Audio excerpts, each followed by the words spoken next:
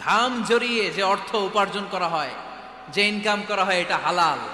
আর হালাল খেয়ে দোয়া করলে কবুল করে কে? এজন্য খেটে খাওয়া মানুষ, শ্রমজীবী মানুষ আর মেহনতি মানুষদেরকে বিশ্বনবী খুব ভালোবাসতেন। তারা বিশ্বনবীর বন্ধু আর বিশ্বনবী ছিল তাদের বন্ধু। সুবহানাল্লাহ পড়েন। এত ভালোবাসতেন বিশ্বনবী খেটে খাওয়ার মেহনতি মানুষদেরকে। সব সময় বিষ্ণু ইসলাম তাদের জন্য দোয়া করতেন। এজন্য যারা খেটে খায় তারা কপালওয়ালা, তারা মুস্তাজাবুদ দাওয়া। তারা কি? মুস্তাজাবুদ দাওয়া মানে এমন ব্যক্তি যে ব্যক্তি দোয়া করতে দেরি হয় কিন্তু দোয়া কবুল হতে দেরি হয় না।